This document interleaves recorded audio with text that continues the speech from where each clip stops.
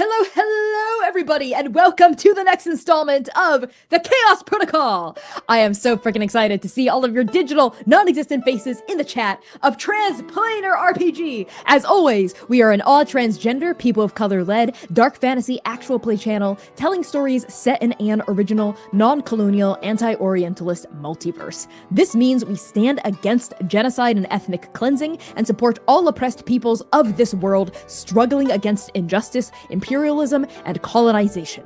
We must use our voices to build solidarity and fight for the worlds that we wish to see. So to that end, free Sudan, free DRC, free Palestine, abolish ICE, and free all oppressed peoples of this world. Thank you. And thank you all so much for showing up to support our story. Let's get chaotic! So, if you're watching this right now, you are witnessing the live recordings of Arc 4 episodes 9 and 10. Can you believe it? Episodes 9 and 10 of Arc 4 already. We are currently co-streaming on Twitch and YouTube live at Transplanar RPG, and all of our VODs will be hosted on the YouTube channel for your viewing pleasure before also being uploaded to Vimeo and the Internet Archive. But first, please allow me to reintroduce my fantabulous cast, now reunited for the evening, starting with our very own Mr. Lovewinds, Valiant Dorian. Hello everybody, my name is Valiant Lovewinds Dorian. I use him as pronouns. You can find me all across the internet at Valiant Dorian or at Also Spirit Bear. Please enjoy that lovely treasure hunt I just set you on. And tonight I have the distinct pleasure of playing the Herald of Doom, Sayer, who uses he, they pronouns. I'm gonna pass it on over to a Dusty Cowboy over there. How you doing, Dusty Cowboy? Howdy everyone, I'm Kai. I use he, they, and she pronouns, and I am back tonight playing our Dusty Cowboy, Mr. Zanin Esh, who uses he, him pronouns, and he's home, baby. Sam. Devastating. Hi, hello everyone. I am Samstar. I use she, they, and the occasional they pronouns, and I am here playing the resident baby girl chronologist healer Lumira, who uses she, her pronouns. What's going on, boss? It's me, the boss. So to start off our announcements, a massive thank you to our two major sponsors for Arc 4, Hero Forge, and the Working Families Party. Hero Forge is a website where you can design and print your very own custom miniatures. Hero Forge now also offers 3D printed custom dice, which I think are pretty ding-dang cool, which you can put pretty much anything you design in Hero Forge into the clear material of the die and still get a perfectly weighted chunk of math rock. You can visit Hero Forge today at bit.ly/transforge, and since it's almost the holiday season, consider picking up a Hero Forge gift card to gift to yourself or a loved one this holiday season. You can do that at bit.ly/transforge. As for the Working Families Party, they are a progressive third party in the US building a multiracial coalition of working class people to make our communities a better place to live for everyone. If you haven't already and you live in the US, highly encourage you to take an action to affect change right now by signing their petition to break up big media companies and join their mailing list at bit.ly/WFPtrans. If you've always felt like you want to get involved but you don't know how, this is a wonderful first step to doing so. Finally, a big ol' thank you to Chepeku for letting us use their incredible scenes for this arc, as well as a big thank you to Explain Trade and Frivolous Bear Studios for being our channel-wide sponsors. Over to you, Val. Hello folks, as you all know, fans of Transplanar will be pleased to discover that we have a merch store full of apparel, home goods, and accessories that have been gorgeously designed by my husband. Everyone, let's say it together like we do every week. Our husband! Thank you all very, very much. That bit never gets old. Our merch store is sourced ethically, size inclusive, and made to order with free global shipping. There's still time to get gifts before the winter holidays, so now is the perfect time to go buy a gift for yourself or a loved one. Go to transplanarrpg.shop today and check out our incredible designs. Over to you, Kai. Another huge thank you to our Patreon precepts for supporting our show. Thank you to Azra, Brooke, The Bow System, Lyle and Peanut, Mainman13, Mark J, Micah, Robert Burke, Rose, Sergeant Danes, Spectra, Spencer, Taylor, and Zoe. Join their illustrious ranks and help us smash our member milestones at patreon.com/transplanterrpg. Sam, I've missed you, please. For me. My beloved, I do anything for you. Last time on the Chaos Protocol. Strike Team Nova fractures as Lumira is thrown back in time by the Drifter. Separated from the group, she learns the theories and laws around vaulting, an act of going back in time. As she witnesses the slow death of Kaseki and brings herself back to the future, Lumira miscalculates and finds herself in the raging dust storm above. Meanwhile, Zynon, Sayir, and Yinghe face down a monster in Hanai Cove, but find that it is one of their own that is the true monster. Zynon lashes out in his fear and kills the creature, splintering his team even more. And that's what you missed last time. Use !recap in chat to read our full written recap document. And to Connie for some self-care tips. Thank you for that, Sam. The Chaos Protocol is a dark fantasy series that deals with content that may be triggering for some viewers. So content warnings for this session may include fantasy violence, survival and scarcity, environmental collapse, apocalypse, storms, monstrosity, animal extinction, complex relationships, interpersonal conflict, grief, romance, caves, surrealism, mirages, and references to classism, revolutionary violence, and the loss of children. If you're in the Twitch chat, use !CW at any time to get a look at our content warnings. If you're in the YouTube live chat, our incredible mods will be reposting these content warnings consistently in the chat. And now for the title of tonight's episode. It is I Do Not Weep or Howl Cruel, from Waiting for the Moon to Burn by Connie Chung. And with that out of the way, let's begin.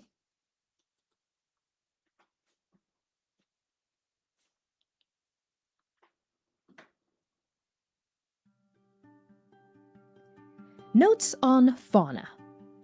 Entry 011. Kaseki has always been an incredibly biodiverse planet, full of flora and fauna that does not live anywhere else in the Apis Fuyumi system. One such species is the brackish cave skipper. This fine specimen is one of only 3 amphibious megagobies that we know of, though it is easily the rarest and most endangered of its cousins. Even before the drought, the brackish cave skipper was an elusive species, making its oxygenated burrows deep within air pockets in oceanic cave systems. Despite its reclusive nature, its important role in the biosphere cannot be overstated. First off, its sensitivity to environmental changes makes it a key bioindicator species for the overall health of its local environs. Second, it is a crucial ecosystem engineer. Its burrows provide shelter for other, smaller organisms within that oft-overlooked but vital intertidal zone, a transitional environment where land and water meet. Third, the brackish cave skipper is an apex predator. It controls prey populations and balances the ecosystem, keeping the natural rhythms of its biome in check. Fourth, as a personal note from the author, I strongly believe that the cave skipper, like all of the animals of Kaseki, big and small, possesses a rich internal and external life that deserves to be understood. From the very moment of its hatching, the cave skipper participates in a highly complex social structure alongside hundreds of newly spawned siblings, most of whom will never reach maturity. The lucky few that do have been purportedly observed to forge lifelong bonds between siblings of the same clutch and with various mates from other clutches. The brackish cave skipper demonstrates a rich communications, as characterized by their unique echolocative vocalizations that vary from individual to individual, granting each skipper its own voice of sorts. Researchers from the prestigious Hane Institute of Marine Sciences have even documented a rich emotional capacity. Cave skippers have reliably demonstrated complex traits like empathy, playfulness, boredom, grudge-bearing behavior, and even grief and sorrow. Despite leading a solitary existence as adults, fully grown cave skippers have been observed to gather in large numbers after the death of a former clutchmate. Within this swarm, cave skippers participate in a richly layered group vocalization that can last for hours and even days in what can best be described as a morning song. It does not escape the author that the brackish cave skipper, along with other amphibious megagobies of Kaseki, was one of the first species to go extinct in the wake of the drought. At least, according to the research of the time, there is a slender possibility that cave skippers might still exist, but they would have to be deep underground, in what little remains of the planet's oceans. And there would have to be more than one of them. After all, despite their fierce independence upon maturity, brackish cave skippers are ultimately, at their very core, a creature that yearns to belong. Within the dark, and the blood, and the echoing ghost of Zainin Esh's bullet, the monster of Hane Bay faces the end of all things, and crumbles into dust. Scale by scale, fin by fin, the pale body of this once majestic beast peels away from itself. Moist flesh atomizes into desiccated grains, the rail-thin skin of its sail shudders like a white flag in a dying wind as it ripples into emptiness. The last part of it to go is its head. The whiskers still quivering, the jaw limp and pained, the eyeless eyes gazing up at the face of its killer until all of it decays into nothing. Zainin and Sayur, you stand at the edge of this underground puddle, this brackish pit, this shallow grave, staring at the disturbed saltwater silt where the animal once lay. Yinghe is the first to react. Desperate, sad, cloaked in shadows and denial, they slide down the side of the pit and crumple to their knees in the water, frantically scooping at the sediment and now spreading through what little moisture remains. No. Damn it! It didn't want to hurt us! It didn't want to hurt us! Why did you do that? Why did you do that, Zainin? Everything. And he starts to speak. And he lists and tries to catch his weight, but his left leg is bleeding heavily, and he has been staring down into the dust, almost numb to Yinghe's presence in it. And when he finally speaks, there is still that viciousness, but not pointed at her.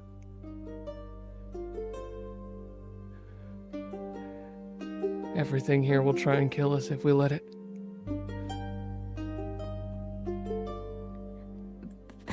There was another way. We could have grabbed our things. We could have gone. I don't understand. We didn't have to. This didn't have to happen. And they sink the tips of their fingers into the silt and the dust and the seawater. Bending over, their hair pooling in black spools around their knees. Sayur is speechless.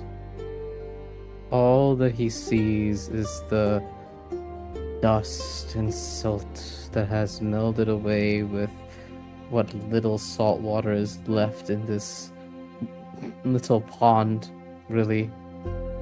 The only shard of ocean left in this place.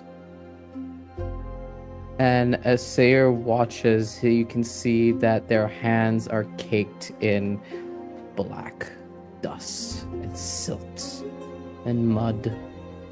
from where that creature was, from that moment where they stared at its eyeless eyes in its final moments, a final witness as Doom's Herald. And a new red wire blooms past Sayer's cranium.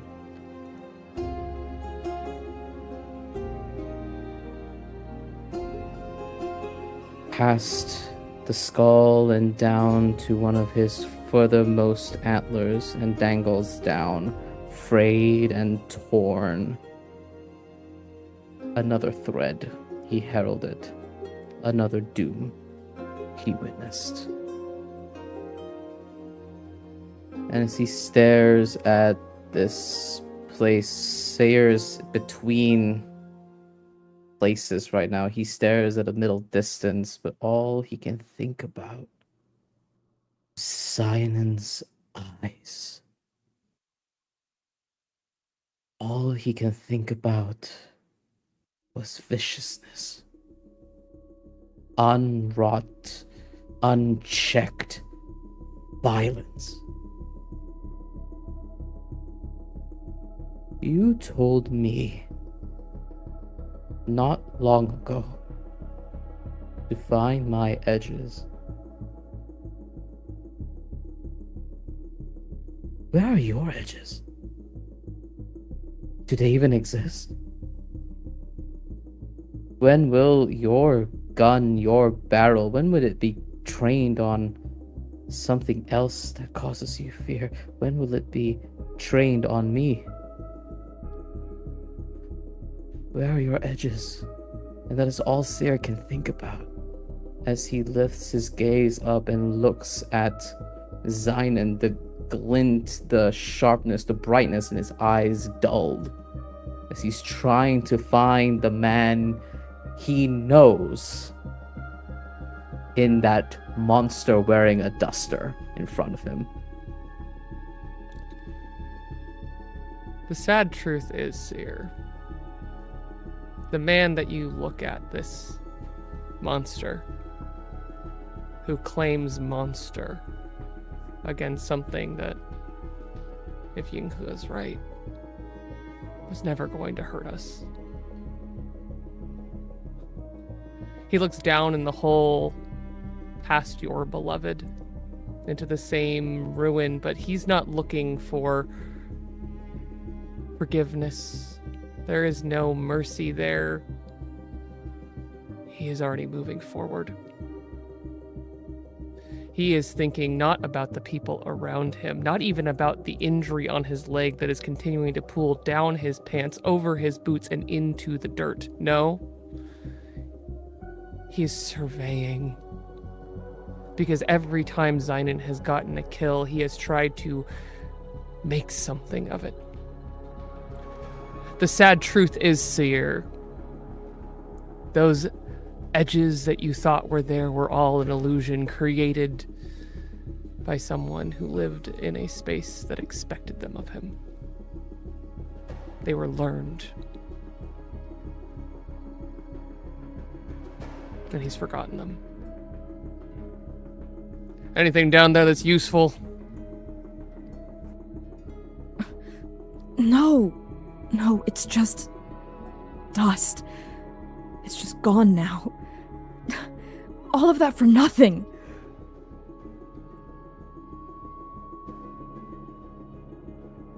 There's nothing left. Fuck! Zynon, why did you do it?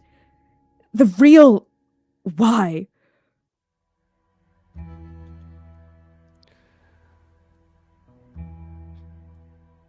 This planet has always had large creatures, large predators. My whole life before leaving, before this, and he looks around at the empty cave that all he can see around it is the dust, the suffocating dust, the dust that hates him. The fury burns in his eyes.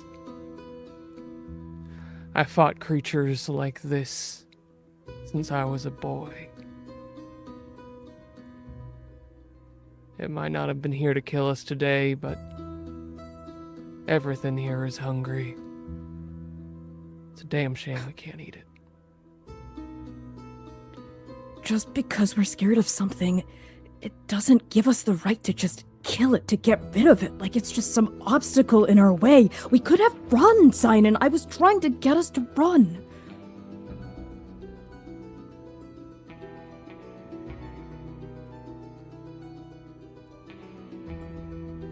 I had to take action, I'm sorry.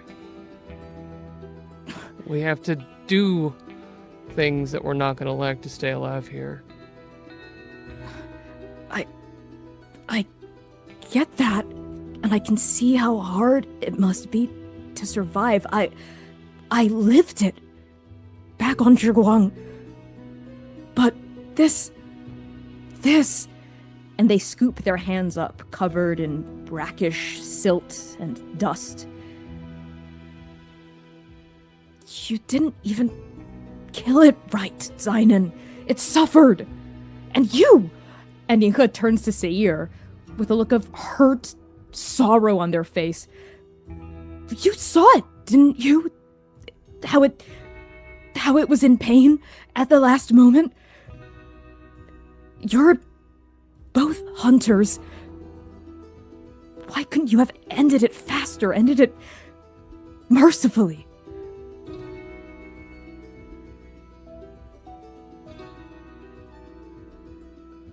Seir is stunned silent. When Yinghe brings up Zhiguang, he thinks about the titles that Yinghe and he himself holds. How we two were perceived, and Seir is stuck in that moment in his nightmare, feeling Artemis's arrow through his skull, and all he can think about in this moment is not even at the failure that they had in ending this creature's life before. It is still that deer watching the headlights of a car, deer watching the barrel of the gun trained against its head, wondering when the bullet will make impact. All Seir can think about is how far does he need to go before Zainan pulls the trigger on him. And when Yinghe questions them, Seir snaps back. I don't know. I felt the song and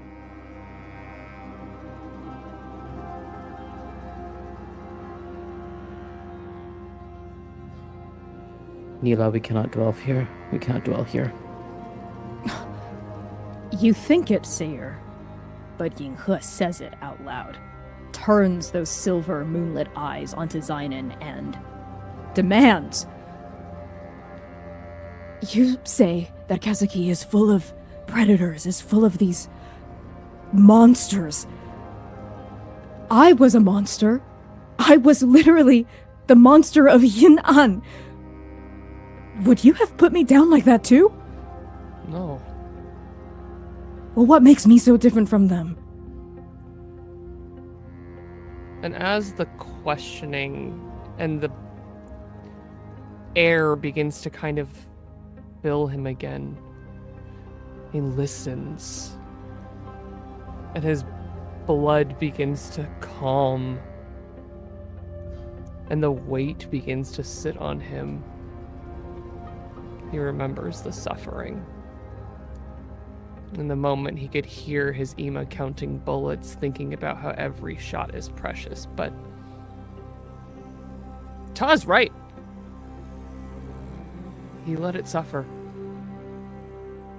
He was not a good luck tender. He was a different part of himself that he also knows is merciless and can be cruel. And to see it reflected back in his eyes and the people he loves. And to hear a tone that he would recognize in any of the journey. Grief.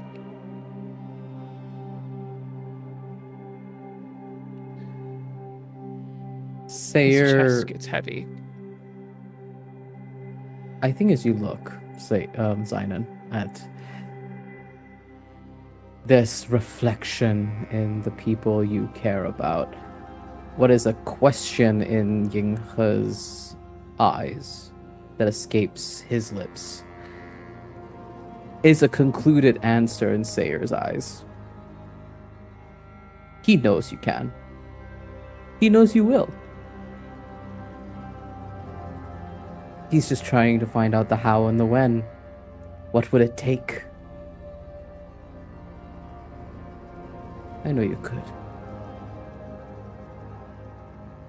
And we see Sayer stand up and shudder. This piercing electrical pain that seizes him as soon as he stands to his full height.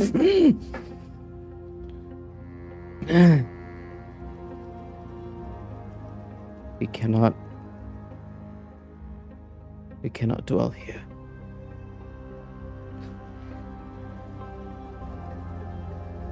Sayer, your tail. Zynon, your leg. Oh, we have to patch them both up, and I'm still really upset about this. And I would like us to keep talking about this, please, because And Yinghe stops mid-sentence, freezing, rooted to the spot, half sunken in this silty, brackish water.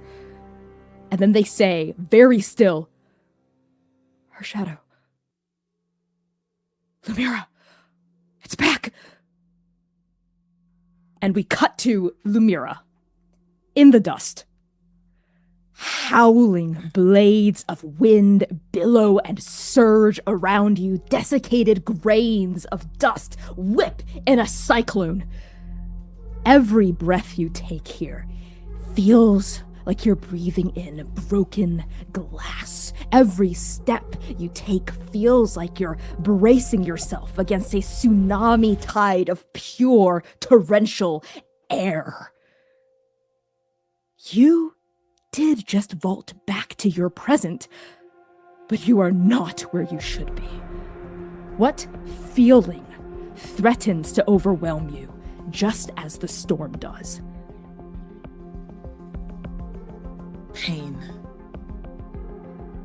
Pain all throughout. Every whip of wind feels like little knife cuts. Every breath she takes is hindered and racking. It feels like her entire throat is filled with sand, like a timepiece, and it just silts and drains down and sits in her stomach. She's trying to make out exactly where she's at. She's exhausted like she's never felt exhausted before. Every single molecule of her body feels like it's been ripped apart and put back together just a little bit differently than it was before. And every step, her knees start to give out, but she braces herself because she can't stay here just to get to some place with some cover. Try to see if she can make out where Nova is, if they're even anywhere near close to her. So she steels herself. She perseveres.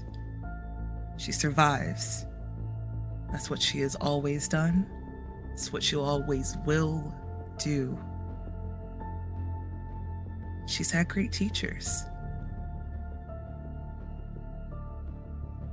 And that's when you hear the familiar voices drifting over this howling wind, coming toward you as you try to orient yourself in its direction. We rewind 15 minutes into the past to find Zainin and Seir. Yinghe scrambling now out of the pit, their eyes wide, frantic. I feel her. She's back. I can sense her shadow.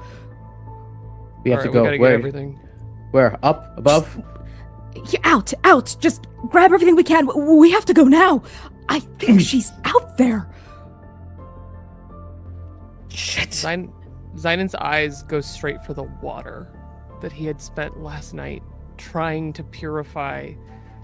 His mind snapping back to the most urgent thing, thinking not only of the anger in their eyes, the frustration, the grief, but also echoing back to an 11-year-old girl who looked at him with those same frustrated eyes. And he remembers what he did for her and what he was doing for them last night, the thing that kept him grounded, the water, life. And he goes looking for it, hoping that in the chaos it survived. Okay, Zainin. I need you to make me a quick survival check to see if you were even successful in the first place to desalinate this water. No situational advantage, no assistance, but you could be harnessing a relevant tool or power here. I think last night when he was setting it up, he ended up needing to use some just like basic, almost like to weld pieces of it together to get it to stay, and then to put a weight in the center, he used a little bit of his molten creation. Okay, that sounds good. So that is going to be 2d20 total. Let's go. Tell me how many successes you get. 1. Perfect. So you were able to successfully desalinate the water, but I need you to make me just a fortune roll to see if this water was preserved in the fight. That's just 1d20. If it is an 11 or above, that is a failure. We're looking for a 10 and below. Okay. It's a 7. Okay, yes. So part of the desalination station has been trampled over, but the fruits of your labor are intact in improvised water bottles or water sachets that you were able to store them in. So you're able to scoop these up quickly, carry them with you as you, Seir, and Yinghe pile out of this cave. Exiting Hane Cove is an exercise in resilience and, quite literally, in throwing caution to the wind. So, Zainin, as you follow the rest of your team out, what is the emotion that empowers you as you're scooping the water bottles up close to your body, close to your equipment? There is a steadiness to this, to holding something so safe that it feels like home. Not just because the act came from home, something that he used to have to do all of the time on the Lodestar setting during his long life in the dust, but also that it was something that he did that reminded him of his ma, something that she would have done in their kitchen had she had to live in the dust. It was an act of love, like cooking, like tucking your loved ones in at night. It is something that he can do, and it reminds him that's what he was doing for Nova, because they are his home. And there is a grounding feeling as the grief does come in. He's not sorry. He's trying to figure out how to be sorry for what caused Yinghe to feel so upset at him, but what he does feel sorrow for, an apology that he can't say yet, is that he would carve himself apart and make 1,000 new boundaries to make sure Nova was okay. And he holds the water tight. Last night, while preparing this water as a gesture of love for the people you love that are still here, you've always, but especially then, you had felt them, your ghosts, always in the shadow of where you step, a footprint within a footprint, hovering there, guiding you, keeping you in rhythm with yourself. Those ghostly presences now gone, ever since the first bullet hit the creature, gone. And now, as you navigate through these twisting corridors, though you are flanked on one end by Yinghe and the other by Seir, those are the only bodies that accompany you, for no ghosts whisper near you, no spirits guide your hand. The last they were there was last night and in your nightmare. They're not here with you anymore, dispelled by the loud crack of your bullet. And now, the three of you can hear it. The storm. A licentious screaming in the distance, a throat-tearing howl of some great and careless beast. You can feel it, too. Even deep within these twisting corridors, blades of wind slashing down these tunnels, gashing at your exposed skin, your clothes, your hair, and by the time you can see the entrance, the howling has gotten so loud you can barely hear your own heart pounding in your throat, your own breath heaving in and out of your lungs. Beyond the mouth of Hane Cove, you see nothing but wind. Would you like to make any last preparations before stepping foot into the storm? Zidon doesn't let anyone even choose not to. He goes up to both of them and he is, grabbing at the parts of their clothing. Put this over your mouth. And while he is doing this, he is also somewhat doing it to himself, and his hand lands on that respirator. The one that he took from the Apani Kestrel. His heart sinks again, but he knows he can hear Dom's cough, that chesty cough that he'll never forget. And he puts it over his mouth. The glowing tube begins to pulse as he breathes, and he makes sure the other two get ready. As you help Seir cover his mouth and nose with a piece of his clothing, Seir freezes for a moment, like a child, like a little boy waiting for a parent, a mentor, an authority figure to take care of them.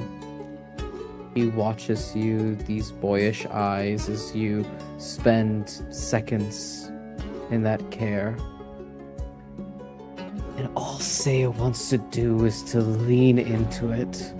All Seir wants to do is lean his cheek against your touch, to know that, to feel that everything is okay, that everything can be okay, but he feels that something roiling within you, a little tempest that he cannot touch. And he doesn't lean into that. All he thinks about is what to do when that tempest roils out of you again. And the only answer Seir has is he needs to be faster than you, Zidon.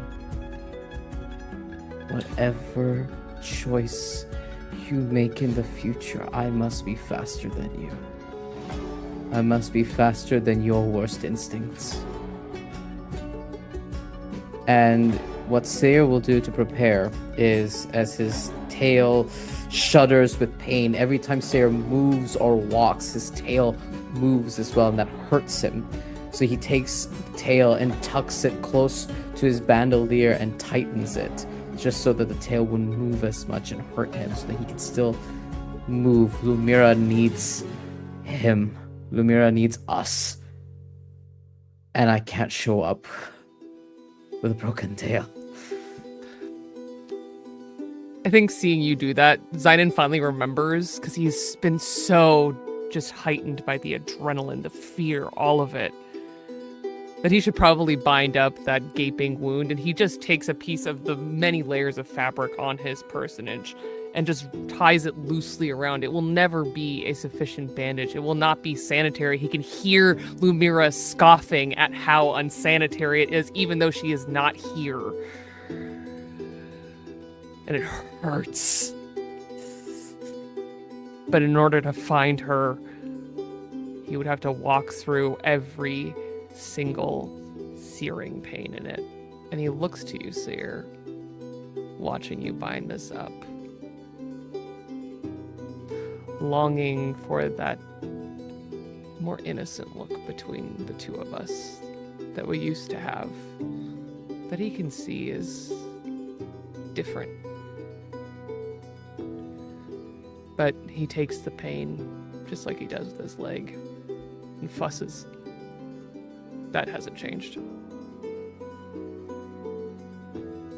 Yinghe tears free a long strip of fabric, coils it up in one hand, and passes it down, first to Sayir and then to Zynon, as they say, I don't want to lose any of your shadows out in that storm either. We stay connected, okay? Okay. Smart. All right. And Yinghe lifts a piece of fabric up, covers their mouth and nose, nods at the two of you, then bows their head against the storm and forges in. The three of you wade out of the mouth of the cove. You bend your heads against the screaming gale, and you step into Hane Bay. As soon as you leave the shelter of the cave, it's like you've entered the heart of a tornado. The wind is so strong, it's a miracle you're still standing. At any moment, it feels like you could be picked up by a powerful gale, tossed into the air and blown halfway across the planet. You see nothing but dust in front of you, whipping strands of dust, shrieking vortices of dust, endless, rapacious, hungry dust. And even though Yinghe is within arm's reach of both of you, and they are shouting at the top of their lungs, their voice sounds like it's 1,000 miles away. This way! I can feel it! She's still here! Nova, what feeling slams into you as you collect your strength and forge onward?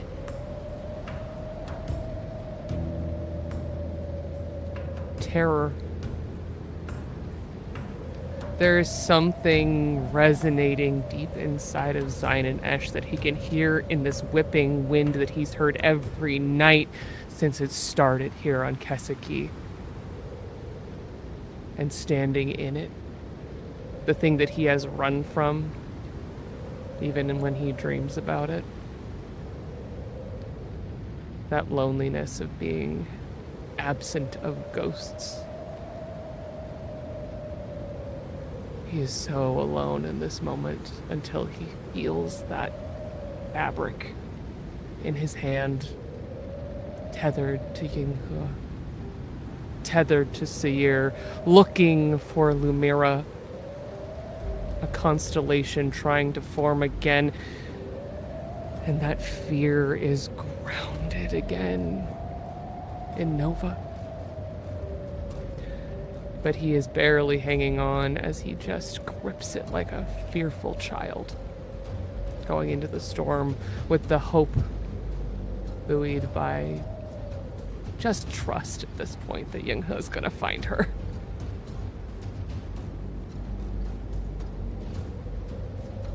The first thing Sayre feels is a existential and perceptual fear. One that they still do not understand, that they still do not know is a perceptual fear. All they know is that every bone in their body wishes to ignite in consciousness and leave him. To turn around, to go back where? Who the fuck knows? But away from here. But the thing that keeps Sayre pushing forward is Lumira. Out here in this vortex is Lumira. Somewhere in this storm is Lumira. Right by his side is his beloved Yinghe and his mentor Zynon, and he tightens his fists around each of their fabric, feeling the tension against his palm. I think it almost threatens to burn the inside of his palm red as he keeps pushing forward through the wind and the dust. And all Sayre can think about is that she's here. Mira is here and she needs us, and I have to keep going. I don't care if my bones shatter upon this dust. I don't care if I crumble. I will find her. And Sayre keeps pushing forward, Yinghe leading him as he screams from behind the bound fabric around his face. Mira! Mira! Lumira! Lumira! Can you hear us? Lumira! And then, the three of you see it. A blurry silhouette in the near distance, or is it far? It is so hard to coordinate yourself in space in this howling gale where there is nothing to measure distance against. But you see it, the silhouette. And that silhouette is unmistakably her. Each of you could recognize Lumira from 1,000 miles away, from another dimension, from a dream, from beyond the grave. It's her. How do you call out as soon as your eyes fall upon her physical form?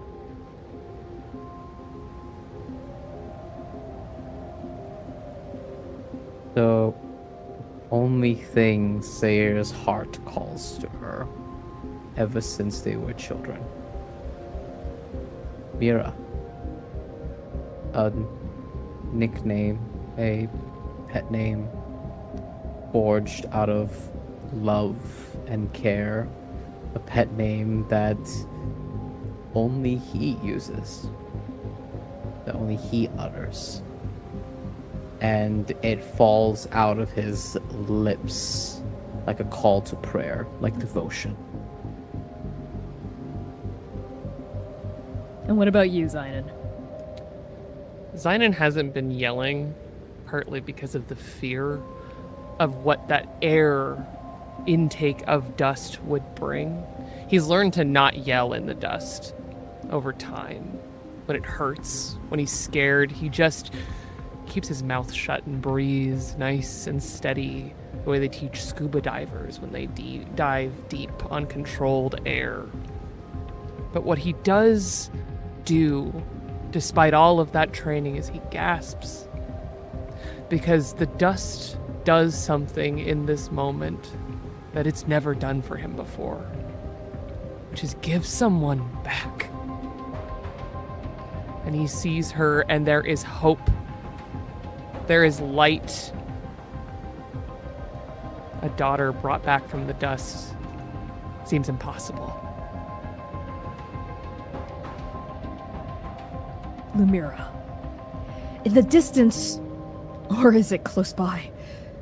You hear your own voice being called, and you see rising out of the dust 3 figures. 3 very, very familiar figures calling to you, forging through howling dust and wind and apocalypse to find you. It's Nova. They're here.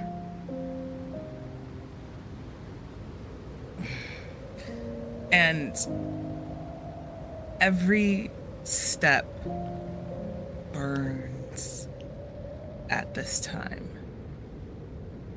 She's unsteady on her feet, still determined to make it through this dust.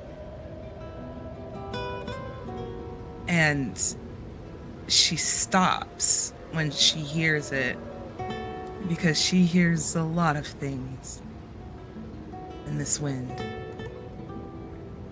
She can't really trust what she hears now.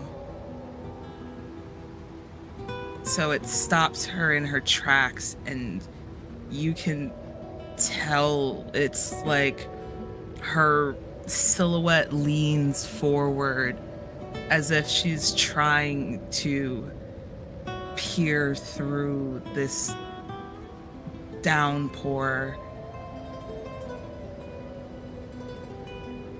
And she gets ready to yell back before she just starts coughing. Hard, racking coughs that just rattle her lungs and all of her insides, and she doubles over. Still not moving, just seized in racking, painful coughs. And you see her wipe her face a bit and pull up her mask as she continues walking through the storm. She's not sure it's you.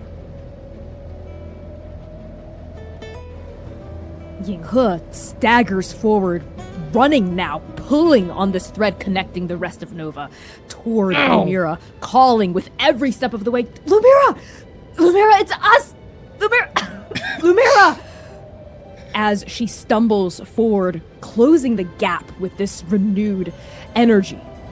And soon, the four of you are close. You're within several arms' lengths of each other. So Sahir and Zainin, how do you surge forward in this moment and help Lumira realize that it's you?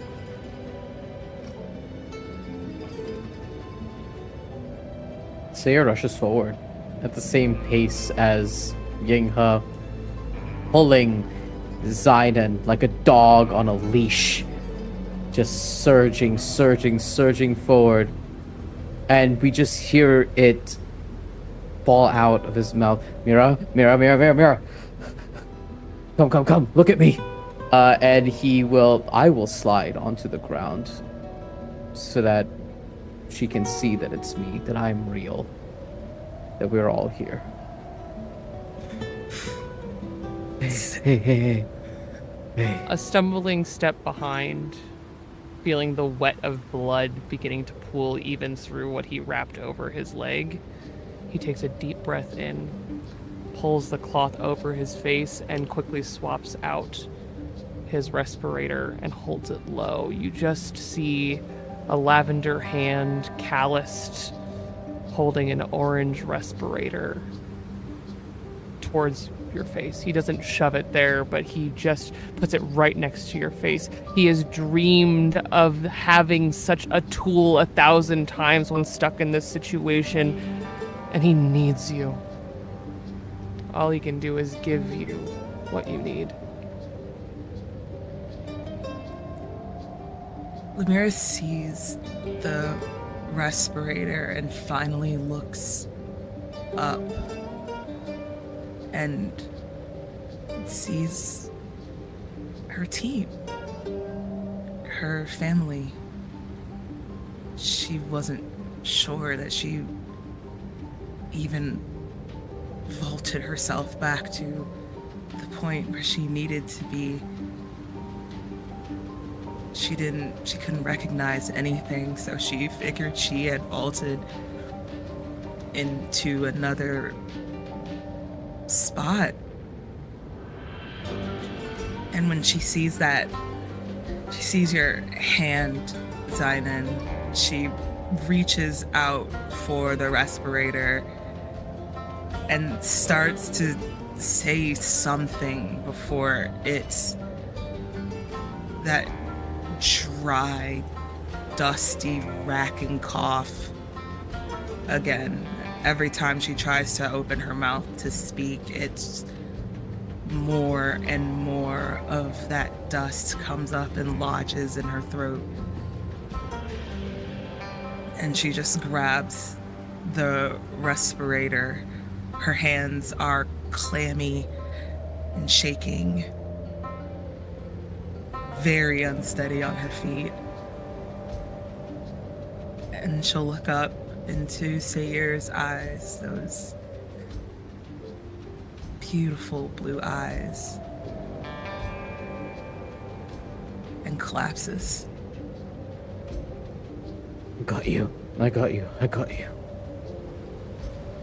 Shit. Scared me. You're okay, Lumira. We're here.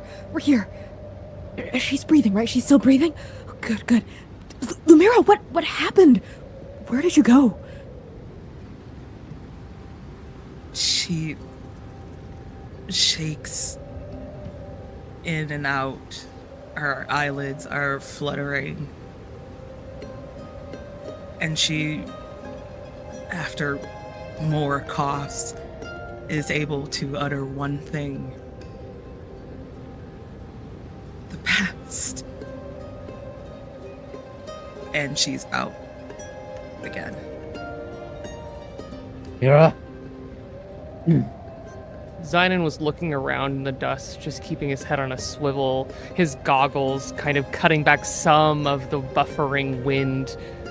But he hears this and stops, stock still. If he had been breathing at all, he forgets how. Chronergy. The past. All Sayer can think about is fear, pain, terror. Every single time Sayer has watched or learned of Lumira's chronergy, it elicits one or two feelings: wonder or abject horror and fear. Of the cost, of the pain, of the golden tipped fingers, of gray hair and silver hair where they weren't before. And I think feeling you like collapsed against like all of us, Sayer kind of like holds your weight steady. He goes, she's exhausted. She's exhausted. And will pull out his like grappling hook and climbing gear and start wrapping her around like he usually does and tie her secure to himself. It's okay. It's okay. When you tie Lumira closer to your person, her entire body is vibrating. It feels like there's just a bunch of different molecules that are all bouncing and boiling off of each other at the exact same time. Her skin, even though it feels cold and clammy, is hot to the touch. Like she's burning a fever. You are in shock. And that is the conclusion that Sayer comes to. This is a person who has been put through an extreme condition. And Sayer tightens you against him. You are now basically like placed exactly against his chest, your head right against his shoulder as he tightens you there so that he can keep moving with you and see you. And as he tightens it and pulls the grappling hook taut against his waist, he goes, I got you. I got you. His hand like rests on top of your shoulder, feeling you shudder. And this is the fear, the real human fear that sits in Sayer.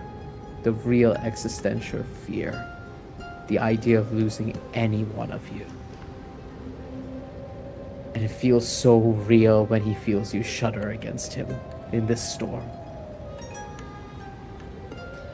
There is also fear in Yinghe's eyes when those two words drop from Lumira's lips.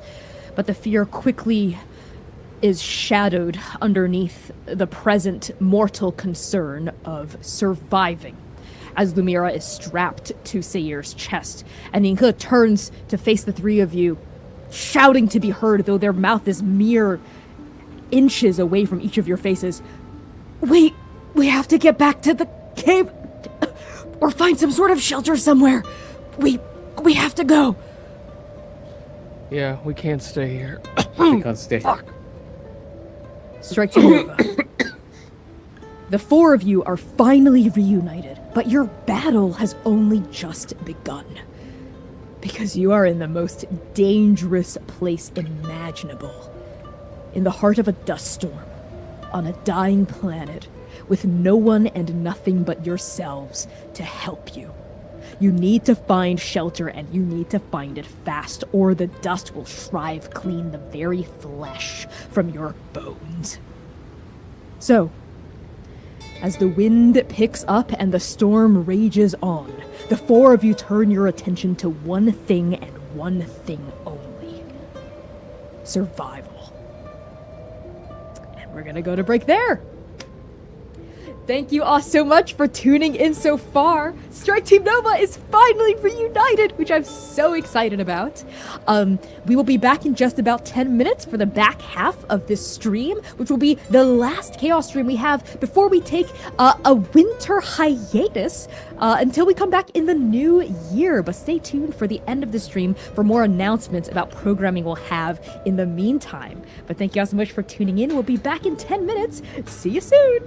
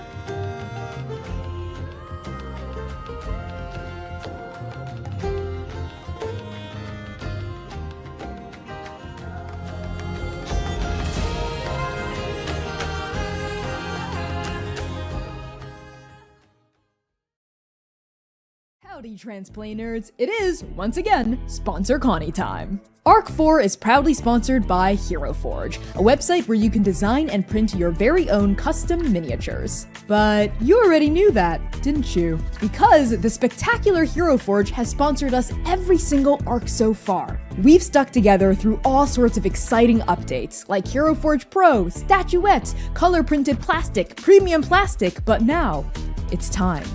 It's time for one of the most exciting Hero Forge updates ever. Custom dice. Hero Forge is now offering 3D printed custom dice, where you can put literally anything into the clear material of the die. Each die is printed in the same layers as the item or character bust inside of it, resulting in a solid, perfectly weighted chunk of math rock. You decide the size, color, and shape of your die, the size and color of the numbers on top, and, of course, what the die contains. Put a frog in it. Don't die-lay. Visit bit.ly/transforge to design your very own custom miniature or custom dice today. Hello, Transplay Nerds. You know what time it is. Sponsor Connie time. For Arc 4, we're collaborating with the Working Families Party, who are building a multiracial coalition of working class people to make our communities a better place to live for everyone. You might be thinking, why does a political party care about a queer tabletop show? As it turns out, the Working Families Party believes in the power of fandom to effect positive political change in the real world. So do we. As a Transplay Nerd, you're no stranger to just how political our show can be and how our stories are never just fiction. In fact, let's take an action together right now by signing a petition by the Working Families Party to break up big media companies. This cause means a lot to us personally as indie actual play performers fighting censorship, telling authentic stories, and resisting authoritarianism. Go to bit.ly/WFPtrans and add your name to the list. By signing this petition, you will join the Working Families Party's mailing list and receive opportunities to help them organize, educate, and fundraise.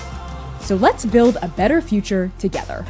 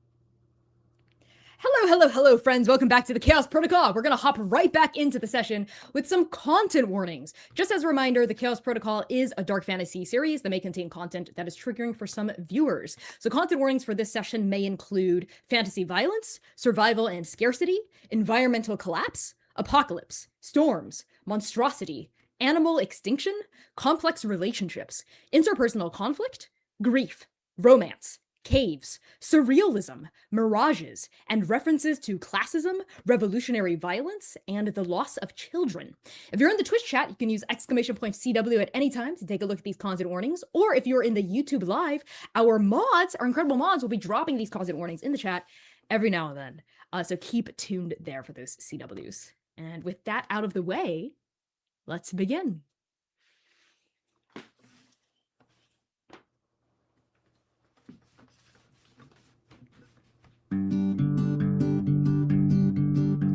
The boss man told me there's a raise a-comin' for us all tomorrow. He's a-jumpin' in his shuttle, but he'll work us till the bone until we're hollow. We'll sweat until we just can't sweat no more. We'll strike until we're striking on death's door.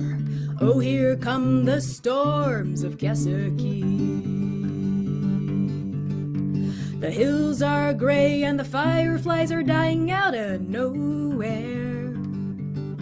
The lake is low and the skitters on the pond are choking on air. We'll cry until we just can't cry no more. We'll bleed until we're bleeding on death's door.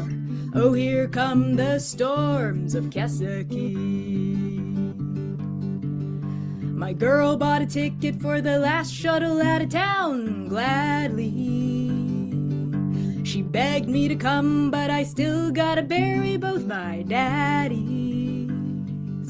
We'll die until we just can't die no more.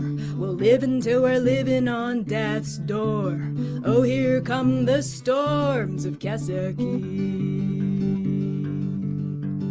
Oh, here come the storms of Kesuke.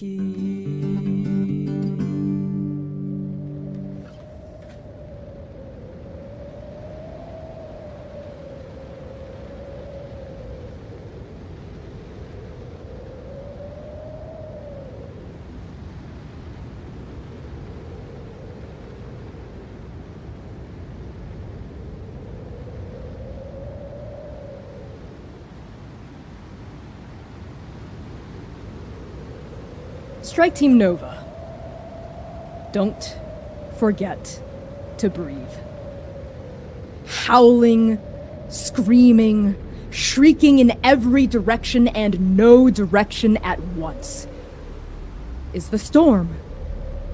Dust tears at your eyes, your hair, your skin, burrowing against your clothes like shrapnel-lined worms, seeking the sweet moisture of your flesh and bones. The exposed parts of your body burn and scream like a dry socket seared raw by the howling gale. Each step you take gets harder and harder as the dust tries to bury you alive.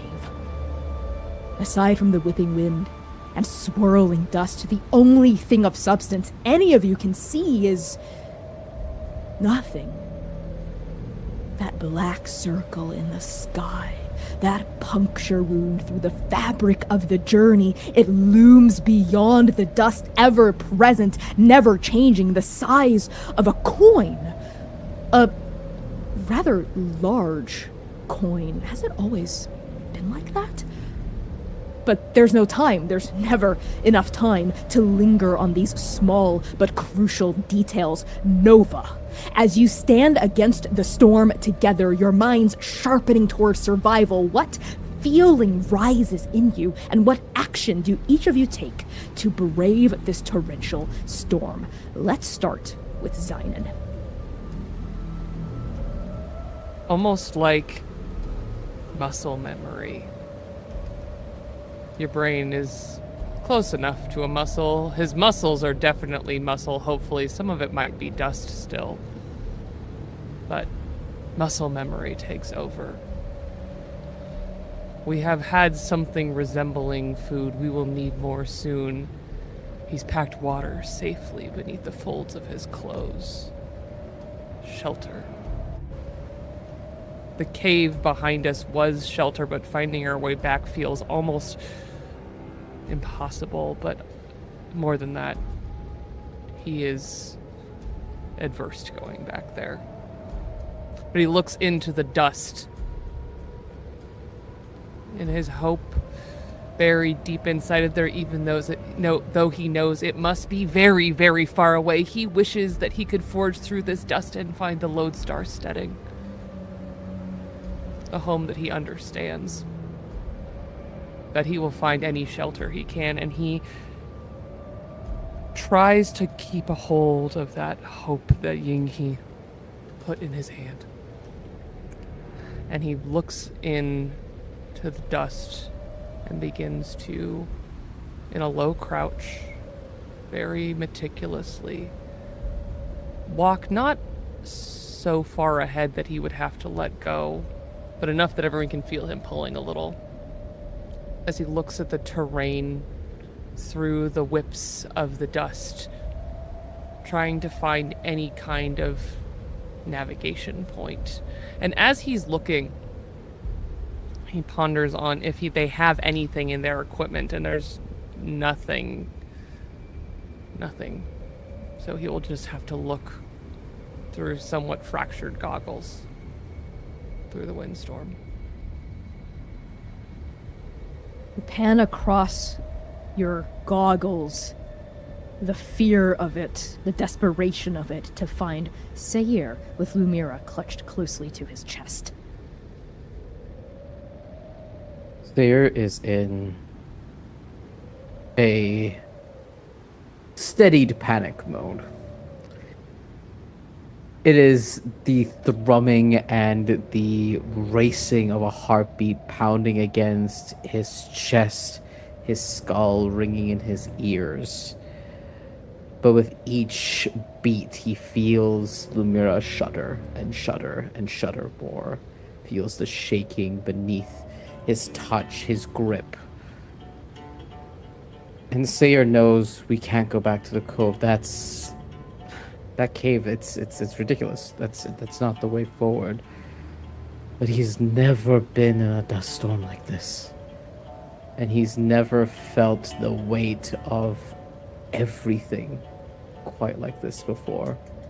A choice he has to make again. Choose or die. Choose or die. And he has to choose. But Lumira dies. Or Zainan dies. Or Yinghe dies. And he dies. Fuck.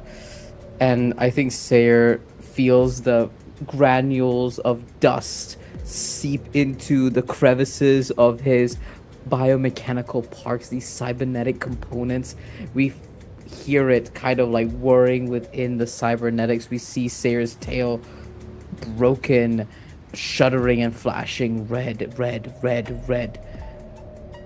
And what I would like to do in his search is think about Artemis. And to think about what we could do here. He must lean on his strengths.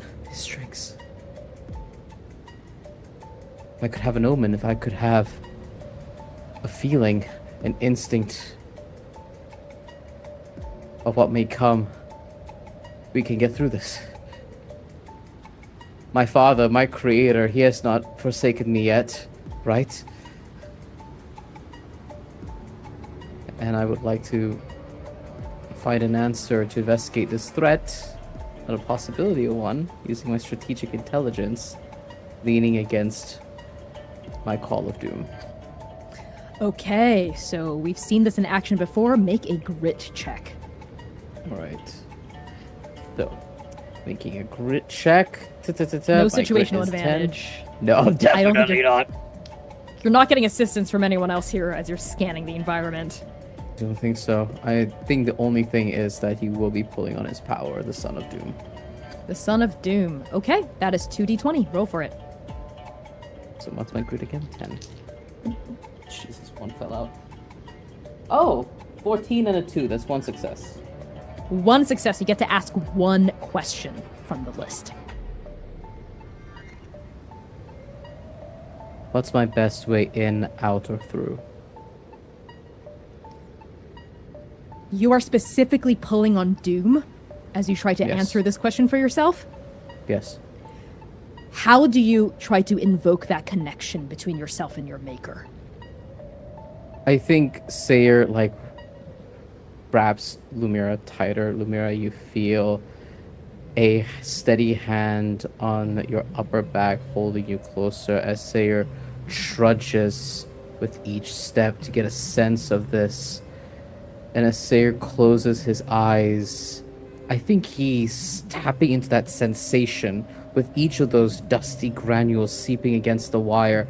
Sayer feels the tightening of it, just like in the dream. He's tapping into that kind of sensory feeling to find Doom in the technology of his own skull, of his own tail in the wiring. See, and I think his other hand is flicking against the radio, just absent-mindedly being like, come on, Creator, come on. A glitch in the static of your wetware circuitry. A stray red X jumping between synapse and skin. Glitching briefly, subsuming your pupil and gone. The radio, broken, snaps on, and you hear a coalescence of voices. Dead voices from those space-struck sailors, torn apart by the presence of the black hole. Get out! Get out! Go back! Go back! Go back! Go back! Go back! There is nothing. There is nothing. Nothing! There is nothing! There is nothing for you here. There is nothing for you here. There is nothing for you here. You see the seed of annihilation, the perforation in reality. It seems to be as big as the world, as big as Doom's fear of it. Deep where your heart should be, the hole that is now metastasizing across your chest, consuming your birthmark, your back in your body. Get out, go back. There is nothing for you here. Doom gives no survivable response, only the fear of it. What is your best way through? There is no best way through. You just have to survive it.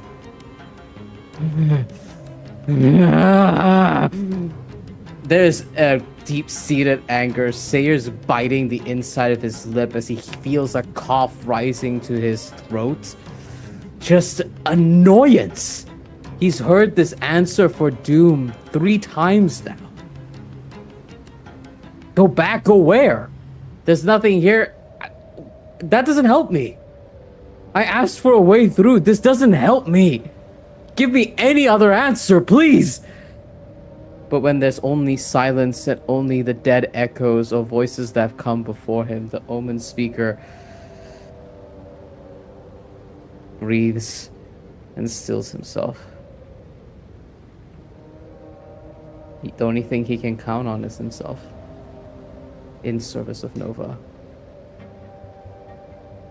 You are alone in one regard. For Doom is not giving you the answers that you demand, the answers that you want, the answers that you need. But you are also surrounded by the rest of your team here, as the dust howls and screams around you. And Lumira, you are braced against Sayer. You hear that dead radio crackle to life briefly, but the voices that come through sound distorted to you. No clear sentence is visible to your ears. How do you ford the storm?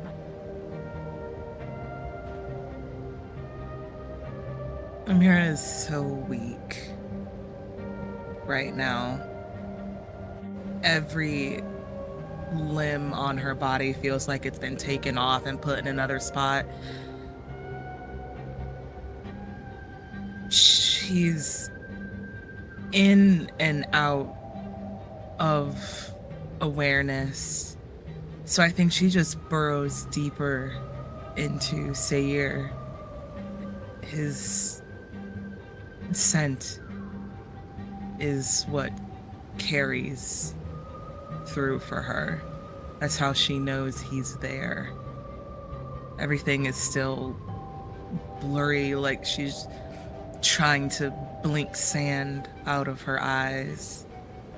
Blink dust out of her eyes, I'm sorry. And she just covers her face and blinks again, but it's like no matter where she goes, no matter what direction Sayir is standing in or moving in, the seed sits right over his shoulder and follows her everywhere. So she just burrows closer into his chest, trying to cover what else is exposed of her face the best way she can. Her skin is dry, her lips are chapped, and she looks windblown, essentially. Lumira, would you say that your connection to your chronergy is best characterized through your charm, your grit, your survival, or your wit?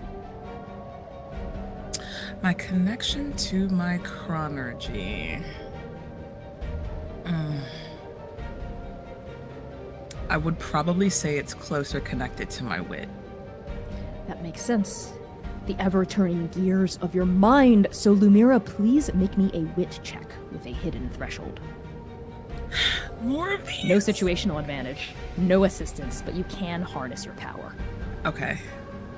2d20. So 2d20. Yes.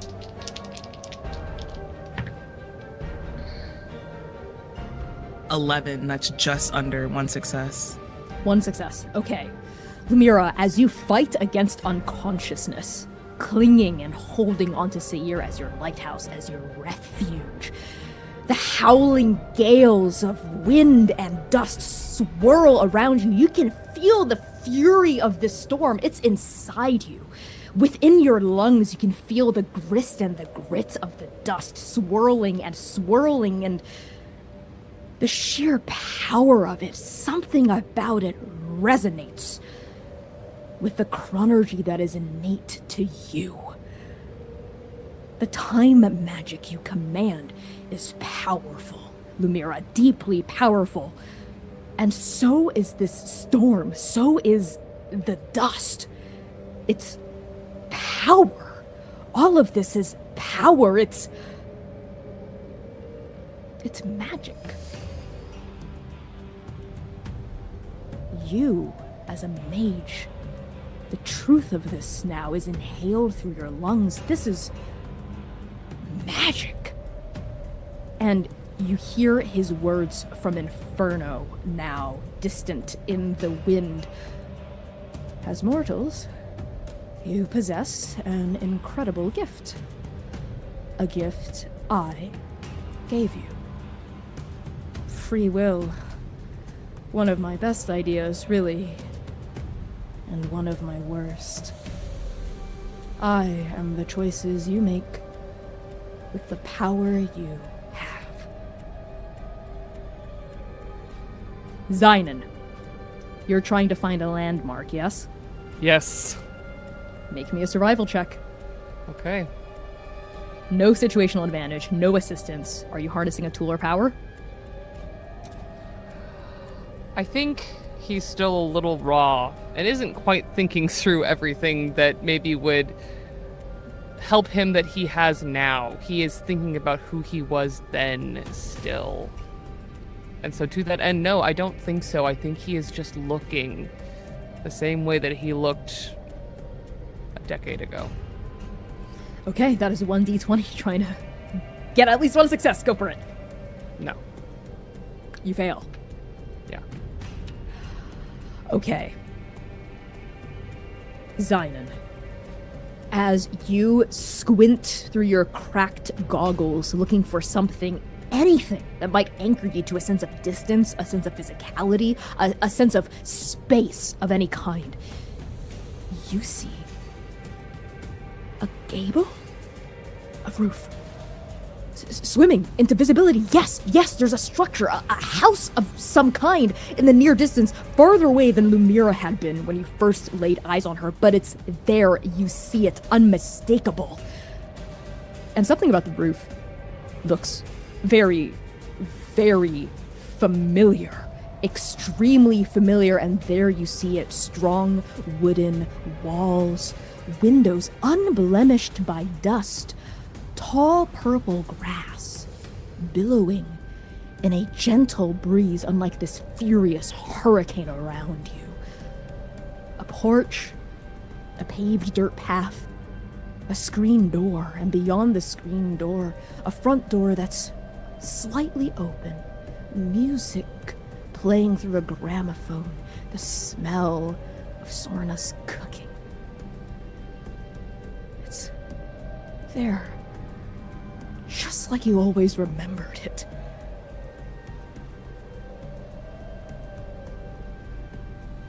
Zynon lunges for it, forgetting everything about who he is meant to be in this moment. Forgetting the years that made the agent, that made this man here a member of Nova. Just for a moment, because his left hand won't let go. But he looks, smells, his heart pulls him that way. And he realizes how alone he has been since he woke up. Painfully alone in the way that he is never alone anymore. There's something this way. All of you can barely hear Zynon's voice over the howling wind, but you do feel that daisy chain formed by that scrap of fabric tug against you as Zynon's trying to lead you in a different direction than you had initially been going. Sayir, Lumira, Yinghe, all three of you are able to kind of turn your eyes in the direction Zynon is indicating.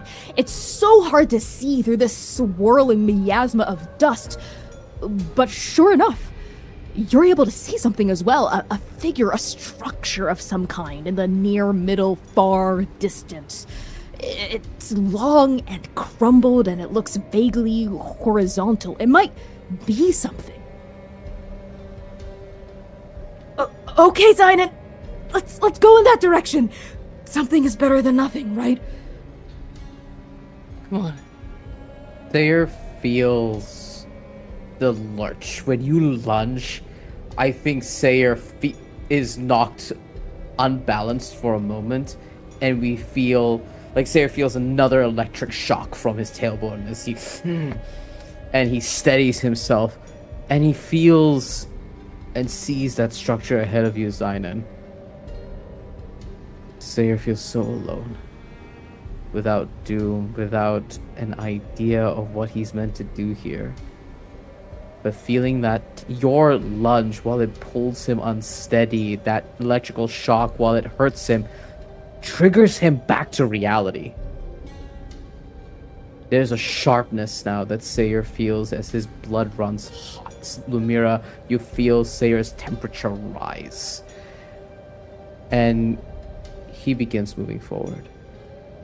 He thinks about Great Huntress, about Artemis, his teacher, and what they had told him about navigating storms.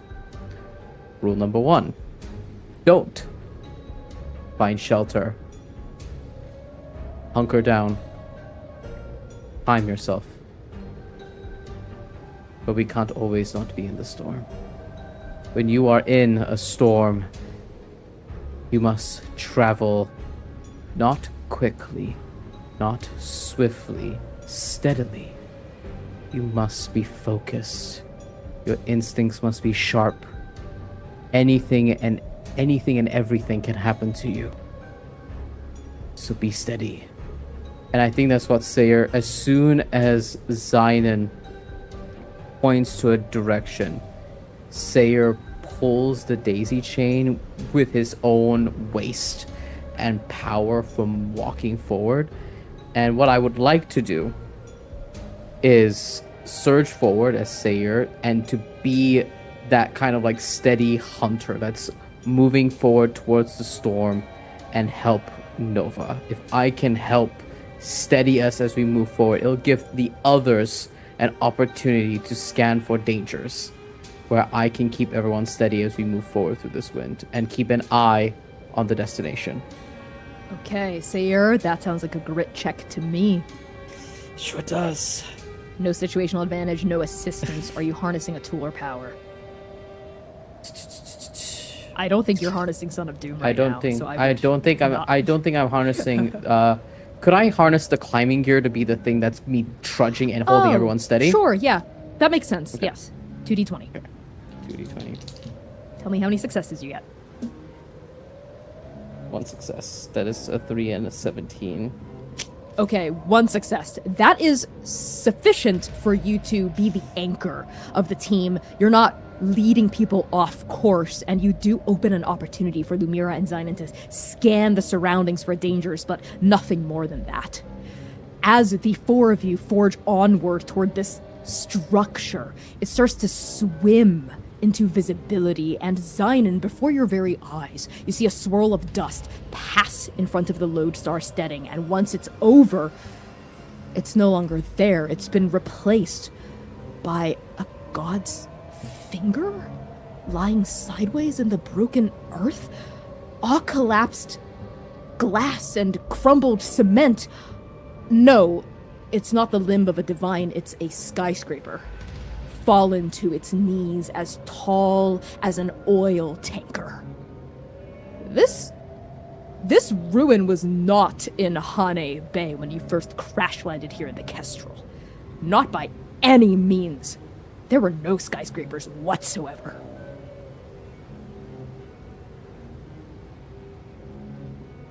Now, here in the dust, Zynon is a little bit ready to believe whatever he sees. It's kind of the only way to forge through. He remembers second guessing, but then diving for something and digging out food. He's found shelter in unlikely places, so his logic is on one side, but that survival instinct in him, the one forging forward, the one forgetting lessons that he has learned, is also just instinct. And this building, while strange, and he can't quite place it where it belongs, it looks like shelter. So he, now with Sayer in front of him, trudges forward, looking at it, trying to find an entrance, looking for dangers as he is scanning.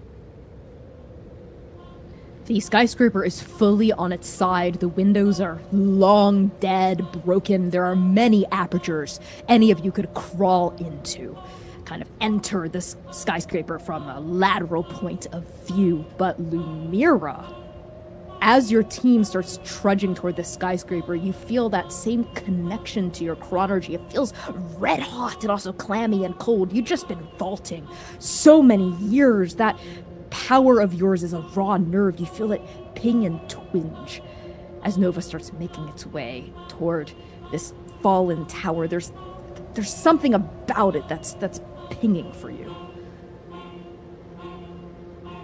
You, just over the howling dust, Sayer, you feel her racking cough before she just barely gets out. Her voice sounds like it's climbing out of her mouth over gravel. Wait, Save your strength. There's something off about it. But Hearing that, it's- Sayre stops. Yingke stops as well, turning to look at you, a expression of desperation and a curiosity percolating across their face. But it's shelter, isn't it? Shouldn't we at least Yeah. hunker down there temporarily? Get our bearings. I wasn't there before. But Something's it's here right. now. Lumira, I want you to make me a survival check as you're pulling on the thread of that time surrounding the skyscraper. And you can harness your time magic here to help you in this. So that's at least 2d20. Yeah. Go for it. Survival, you said, yeah? Yes. A 4 and a 9, 2 successes.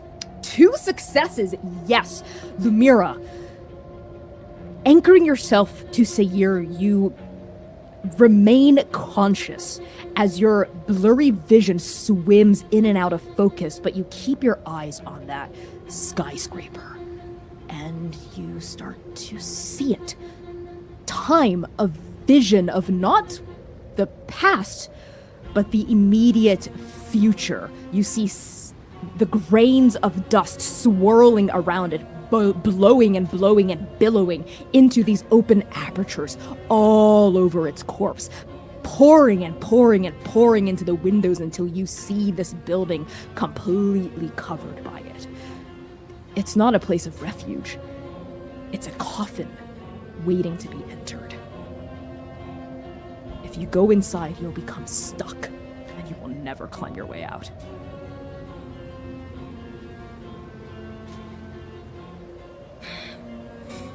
Lumira shakes her head for a bit, trying to steady herself, her hand still trembling, kind of like splays itself in the middle of Sayir's chest, trying to still her. Not in there. Not in there. We will never get out. Heard. And Even I think. Zynon. Oh, Go ahead. even Zynon hears the factualness in her voice. Lumira doesn't just make assumptions. There's a knowledge there, and Zynon in this moment remembers how to trust the people around him, and he in this second feels less alone in the dust storm, not looking for mirages. And he remembers what's in his left hand. And he nods. Next place, then. Nova, you forge onward. Sayir as your stalwart anchor, your masthead. Sayir, since you are at the head of the procession, make me a survival check as you move beyond this skyscraper. This check will be to see if at this point you, as the locomotive of Nova, are able to physically move your feet. Because at this point, the dust is piling up so high, it's like snow flumes rising up to your knees, soon to command your hips and your waist. Okay. Actually, let's change that from survival to grit. That makes more sense to me. No Yeah. situational advantage, no assistance from anyone else. Are you harnessing your tool again? Yeah, I think Okay. Sayre is utilizing the climbing gear, and he's just like trudging forward and keeping that tether on all of Nova. 2d20, go for it. All right, that is 2 successes, 2 and a 5. Oh, that is good. That is very good. Even as the dust starts I went through rising. a roller coaster of emotions, watching it flip onto that nat 20 and then fall over back to 2, and I was like, We've never been so happy for the cock to go to a 2 instead of a 20. I have never felt so happy seeing a 2 in my goddamn life. Not now, funny Val dice rolls. Sayir, even as the dust rises and rises and rises around your thighs, going all the way up to your waist, you are able to pull forward like a sled dog, like the engine of a train, pulling the rest of Nova along with your pure, massive strength. Your 2 successes means that the rest of Nova doesn't have to roll to ford the storm. You are leading them. They will be successful no matter what, at least for now. I think Sayir... Go ahead. I think Sayir at this moment remembers training when he was 16 years old. It's a sled tied to his ankles and waist, trying to move Artemis. Artemis, who had sat cross-legged on a sled, asking Sayir to ford this entire sled uphill. And he remembers that, and like Artemis moving mere millimeters. Artemis feels so lean and light-footed, yet feels like moving a mountain. And he hears Artemis calling from behind him to move further or he'll die. Move further or the team will die. And that's what's keeping him going in this moment, is Artemis's voice. I love this. Zynon, in this moment, through your goggles peering, Sayir is the engine of Nova. You are its eyes. How do you jump into action to ensure the survival of your team? The illusion? Maybe the truth for a moment, because he could almost taste Sorna's cooking on the air. Reminds him of what he hasn't had today, and he digs deep and remembers 2 things that he learned in the City of Heaven. 1, that the ghosts, if he goes looking hard enough, are probably still there somewhere. But 2, and more importantly, he holds in him the power to create. And he thinks about home, what direction it might be from Hanae Bay. He's never spent any time here. He's never left Haruna. But if he can get a heading, he knows what it looked like before the dust, hopefully. And hopefully he can find a way out. And as he thinks of this, he begins to try and conjure a compass wrought in molten gold. An actual way to find a heading when you have no vision.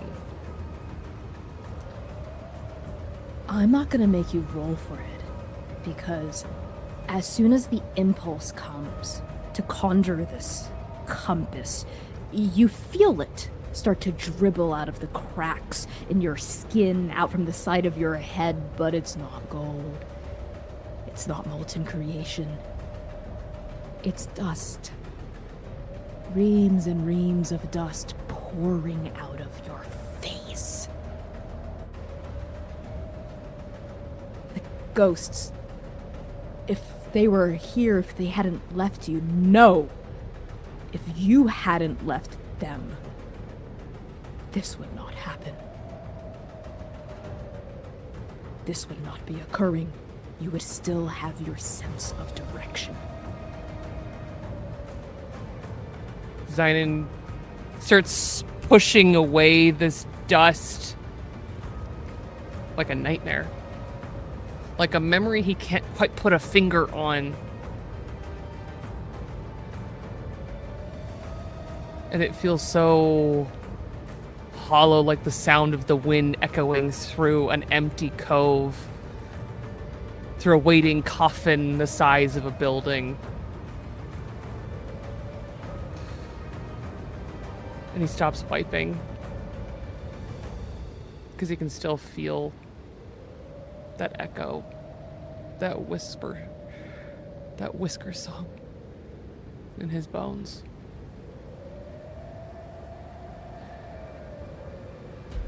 And he just forgets to breathe for a moment in the dust, covers his face, grits his teeth. Alone, but not alone. He holds very tightly onto that piece of fabric. Tries to ground himself in that feeling of tension. I'm sorry, he says under his breath, mostly to the dust. And the wind comes and snatches your apology away, and its cutting, slicing fingers casts it out into the rest of the storm. There's a moment as all of you continue to hobble forward, the dust rising slowly but steadily around your bodies. Sayir is strong, but Sayir is still mortal. He cannot continue onward directionlessly forever. And Lumira, you're already wading in and out of consciousness, the power of the storm, the magic of this dust pulling on you, eating at you. Zynon, your head bleeding dust and silt and dry grist. And then it is Yinghe's voice that speaks up at the back of the procession, a hitching, hopeful, sudden voice going, there, I feel something. It's, wait, there's a light. It's bright. It's very bright against the shadows, but it's there. I think I can maybe uncloak it if I tried. If I focused. And Yinghe slows down, pulling on the rest of this daisy chain, a signal to you, Sayir, to pause and let them attempt something. Do you trust them in this moment? Wholeheartedly and implicitly. Sayir trusts Yinghe so much that he lurches forward, hears that they need time, digs his legs deeper into the dust that's rising up against his leg, still holding Lumira by the upper back, and pulls his tail out from the tied and bound by the bandolier and sinks it into the ground to hold all of us taut within the tempest of the storm. Whatever you need. Thank you. I know this is just a gut feeling, but I think it's a good one. Trust it. Please just give me some time. I just need a little bit of time. Even as they speak, since you're all not moving anymore, the dust starts piling up faster and faster around your waists. When Yinghe says, I just need a bit of time, Lumira clenches the fist that was gripping Sayir's vest and reaches in over to her pocket watch, and with just every last bit of strength that she has, will click it to create a liminal around Yinghe. Just Yinghe or around all of you? All of us. Perfect. Okay.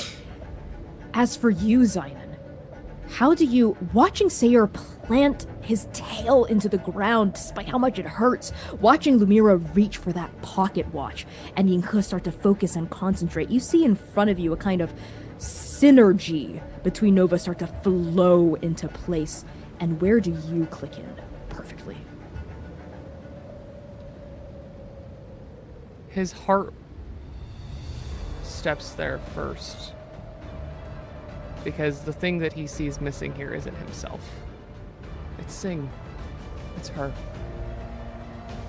She would shield them. And in that moment, the loneliness really does hit him.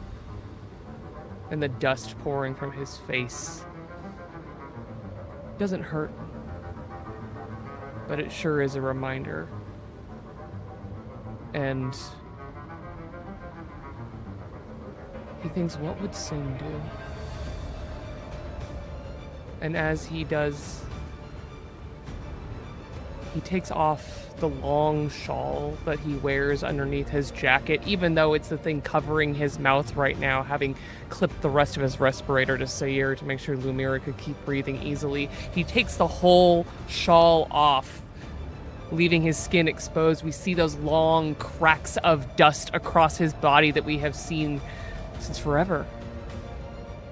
And he takes it and wraps it around them all, trying to at least keep their heads out of the buffeting wind for a moment. Anything to buy Yinghe time. He can't make pink platforms. He can't surround us in the power of the Chosen One. He can just try. Okay, I need 3 separate checks from each of you to not just help Yinghe, but work together as a unit in this moment. Sayir, that's going to be a grit check. And each of you get to add assistance from another character to this role as well, because you're moving as one, as an ensemble. Sayir, that's a grit check, and you are you using a tool or power? I think it's still just the climbing gear as Sayir Okay. holds everyone close to him using his tail to keep us anchored. And I think in this 3d20. moment, 3d20. I think in this moment, Sayir leans in the moment that we had before in the cave, where he couldn't lean against you, Zainan. We feel Sayir's forehead lean against your fingers and palm in the shawl, as he holds himself steady, gritting to 3 teeth. Let's see how he rolled. 3d20. Okay, don't tell me the result yet. We're gonna go over to Lumira now. I need you to make a wit check. You're definitely harnessing a power, and you do have assistance from another character. That's 3d20. Zainan, I need you to make a survival check. Assistance from another character. Are you harnessing a tool or power? You're muted, I think. He doesn't know that he's calling upon the ghosts as he thinks of Sing, but if he could, that is what he is actually doing there. But the rest of it's just good old Zainan. I think that does count, so that's going to be 3d20 for you as well. For this, I'm looking for a total number of successes across all of your rolls. That's a threshold I'm holding in my head. Sayir, how many successes? With a 3, a 4, and a 5, that is 3 successes. 3 successes from... Okay, 3 successes from Sayir. Lumira? With a natural 20, an 18, and a 10, 1 success. Oh, okay. Okay, 1 success with a nat 20. Zainan? Despite my dice trying to really kill us right now, I did get 1 success. That's 5 successes total. Okay. Lumira, are you speeding up or slowing down time within this liminal?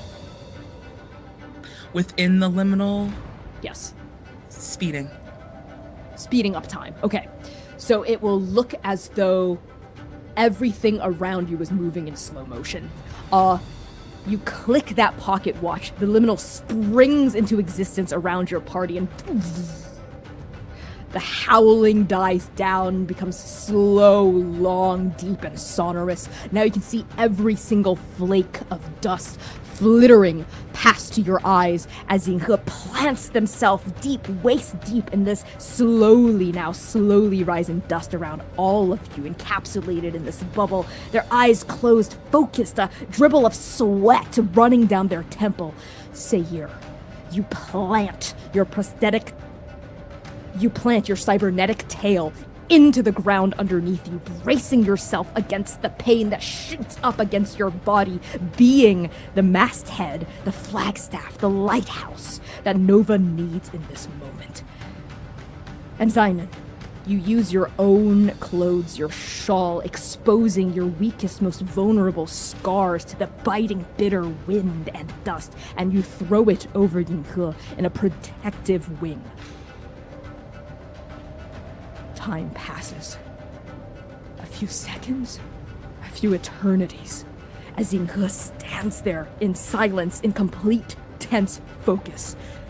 And then their eyes snap open, and you see those bright silver irises completely covered in shadow. You've seen this a few times before where they are extremely focused, pulling onto every grain of their power. They were once a chosen one as well, and they pull on it and pull and pull. We see black veins of shadow eating up the sides of their neck, and they say, gasping, "There!"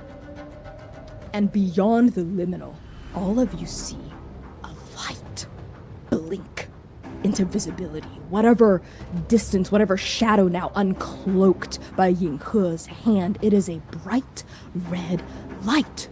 Almost like the light on the wing of an airplane or at the top of a radio tower. It's alive. It's here. And it's blinking.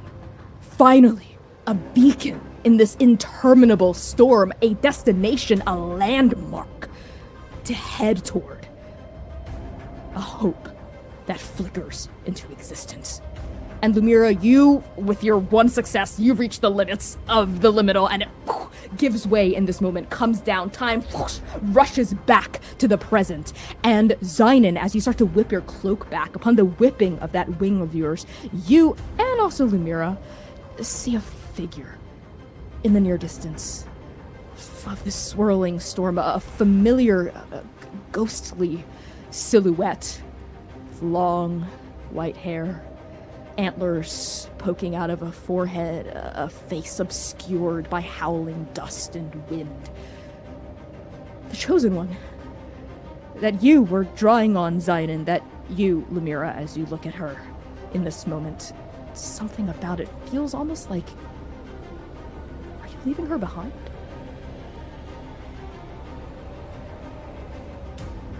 Sing.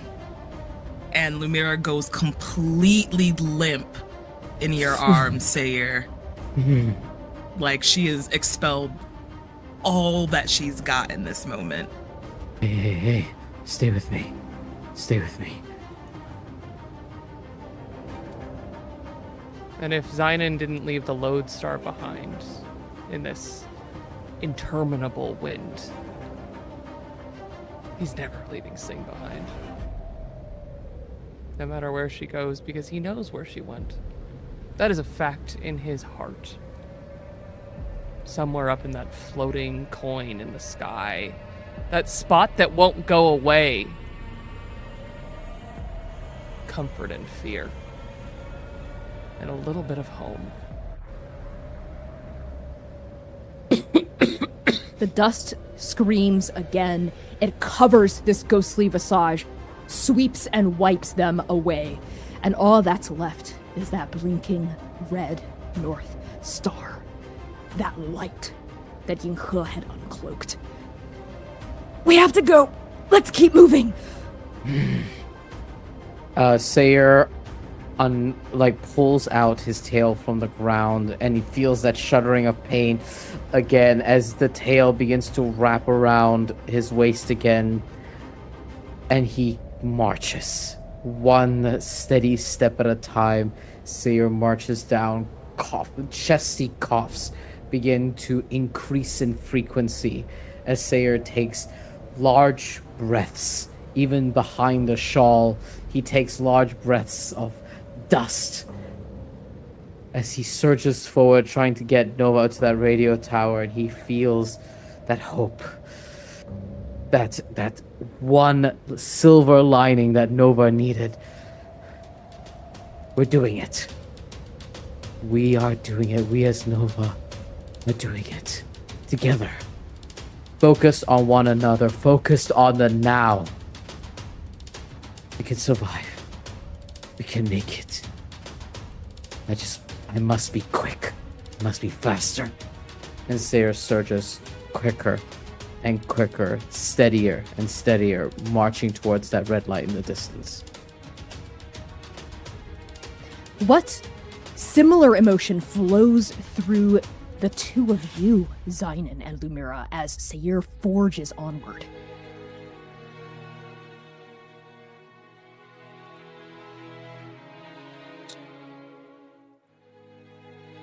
I think if there's anything that Lumira feels in this moment, even despite the circumstances, she feels safe. Like she can be exhausted. She powered through before because it was just her. Now she can lean. So she does. You lean against Sayer's comforting smell, the strong trunk of his body, his shoulder, always a pillow and a restful place for you. And you can see on one side of Sayer, Zynon trudging, gritting his teeth, dust still streaming from the side of his face, but he's here and he's by your side. And on the other side of you, you see Yinghe, eyes fixed on that blinking light, guiding the four of you in the right direction. And somewhere behind you, now swallowed up by dust, that ghost of Sing. Every step you take together now is as Nova, the four of you now, toward shelter, toward hope. Every step forward is a step farther away from the Nova that used to be. But this is the Nova that needs to survive. And we pan over to Zynon. Zynon was afraid when we came out here. Afraid of the dust. Afraid of who he had just become, the look in Yinghe's eyes. He was alone in the company of people he loved. But here, bound to them, he's home. The dirt beneath his feet, the dust in the air even, he is home with them. With someone who just built a liminal to stop the dust that he could never stop. With Sayer, the bulwark, but more than that, the son of doom who would weather these voices in the radio, the threads from his antlers, the weight that they carry. And Yinghe reaching out with the very shadows of the world, the ones that he used to fear, to find a light. And then he remembers what Lumira said right before she collapsed. Brighter than this red light. And he pushes forward towards a Keseki that is different. With people that make him different. Hope. Zynon, as you step into this hope forging, step by step, forward, forward, forward, down, wading by your waist now, slowly rising to your navel, you see the ghosts of other footprints. You know for a fact that they're not real. Real is such a funny word, isn't it? Being haunted is real, but it is also something only the person being haunted can sense, and you see it now. Raptor prints in the dust, going in the same direction that you're headed. Something about leaning into that hope is knocking you back on the right path, back toward your ghosts. Not quite there yet, but this is the right direction. All of you forge onward, step by step, fighting against the dust rising now past your navel up to the middle of your abdomen, and you see it. A figure in the near distance. Another structure, but much, much smaller than that skyscraper on its side. A shape emerging from the howling murk, the outline of a shack. Barely taller than the tips of Sayer's antlers, and a couple of bodies wide at most, but there it is. The possibility of a refuge, and unlike the skyscraper tilted on its side, there are not dozens and dozens of possible apertures, leakages, places where the dust could come in and bury you. There's just the window on the second floor. The rest of it is mostly entombed in dust, but you see a single point of entry, a place that you could seal, a place you could protect. You all see the shack at the same time, together. And there's no other word that needs to be spoken, no other feeling that must be expressed. This is the refuge you've been looking for. This is your possibility of survival. Now, as you struggle closer and closer, you see a sturdy wooden frame, again half buried in the dust and counting as the dust rises around it. At this point, only the thatched triangular roof is visible, with thick layers of woven reeds and grasses poking up out of desiccated dunes. The front door of it, completely buried in the dust. But again, that broken window on the second floor, even as the shack starts to sink deeper and deeper into the storm. All you have to do is pile into this shack, seal the gaps, transform this place from a possible coffin to a safe house, at least for now. And Sayir, you are the first to wade to the very front gable of this shack. You can see this window slightly cracked open. How do you lead the rest of your team into this refuge? It's on the second floor, right? The window. What Yes, Sayir you're does basically is swimming in dust at this point. Sayir tightens the rope around Lumira and tightens the fabric around his waist, and we see him pull out Patience. Impatiently, with great eagerness and fear, as he taps against Lumira and just whispers really softly, "Hang on tight, okay?" And he will pull out Patience and, like a claw, poke into the wood of this place and hoist himself up. I'm going to try using Patience to help me secure myself to the frame of this shack while pulling everyone with me. Okay, that's a grit check for sure. It sure is. Okay. Yes, definitely. No situational advantage, no assistance, but you are using a relevant tool. I am. 2d20. 2d20, sure. What about you? What's how you doing? That is Why are you 2 laughing? ones, baby. Are you serious? I'm taking a picture. Yes! That's wild. Oh my god! Low roller Sayir! Here for the fucking rescue! Okay, yeah.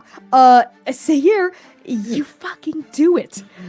With you in the lead, you by sheer fucking force of your body, using this crescent moon knife as a hook, hoist yourself and Lumira and Yinghe and Zion through the broken, jagged aperture of the shack, the storm snapping at each of your heels. And you slam onto the floor of the second level, but there's no time to waste. Working together, moving as one, the 4 of you must quickly seal this broken window and with it, dampen the screams of wind and dust beyond the thin walls of this hobbled shack. And we watch now as Nova works in tandem with each other. A momentum that cannot be stopped, a synergy that rises and rises with each movement, each aligned motion and action. Your breaths are labored. Your bodies hurt and hurt and hurt under the strain of keeping yourselves upright. Your skins burn from the sandpaper feeling of wind and dust. But you're alive. And after the window is sealed, and after you succumb to a quick and bitter exhaustion, and after time passes, and after the howling gale outside quiets to a scream, and then a shout, and then a word, and then only a whisper of wind, you will find that you are not at all where you thought you would be. But you are, for better and for worse, alive. And we're going to end the session there. Thank you all so much for tuning in to Arc 4 episodes 9 and 10. Oh my goodness. Let's do some much deserved outroductions on the heels of that howling gale, starting with Valiant Dorian. Everyone, hi, I'm Valiant Dorian. I am a level of like, I am so lightheaded right now. I use he, him, his pronouns. You can find me all across the internet. Valiant Dorian or an awesome spirit bear. Please enjoy that lovely treasure I just set you on. Tonight, I had the distinct pleasure of playing Sayer. I guess I'll just roll 2 once, Son of Doom, who uses he, they pronouns. I'm gonna pass it on over to Kai. How you doing, Kai? Not as tired as you, but damn. Hi everyone, I'm Kai. You can find me everywhere as Estella Vim Ladris. And boy, super happy to be here playing Mr. Zion and Ash with my beloved Strike Team Nova. I'm gonna bounce it on over to Sam. Hello, everyone. I am Sam Star. I use she, they, and the occasional they pronouns. You can follow me all across the interwebs, most specifically where the butterflies do fly blue at Lust for Life X. Take us home, boss. It's a me, boss. So this is our last Chaos stream for 2026. We will be back. Oh, sorry, 2025. Wow, really jumping the gun there. I was gonna say, Connie, there's Bye only for a one year. time bitch here, and that's me. Don't stay out my lane. Stay out my lane. Sorry, but I do play the drifter. So perhaps, Okay, I'll give it to you. I'll give it to you. It's our lane. Allowance there? Yes, Yeah, yes. yeah, okay. You so can ride this is the passenger in last the car.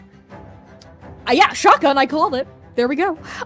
This is our last Chaos stream of 2025, excuse me, but we will have another community stream next week. That is Saturday, December 13th at probably around 8 p.m. US Eastern Time, unless the time changes. Keep posted on social media, probably not though, for a community stream to kind of round out the end of 2025, have a nice time with our community, and say goodbye to you all until 2026. But we will be back raring and ready to go in the new year with more Arc 4 of Chaos! Bam, bam, bam, bam, bam, bam, bam, bam. Thank you all so much for joining us on this Arc 4 stream.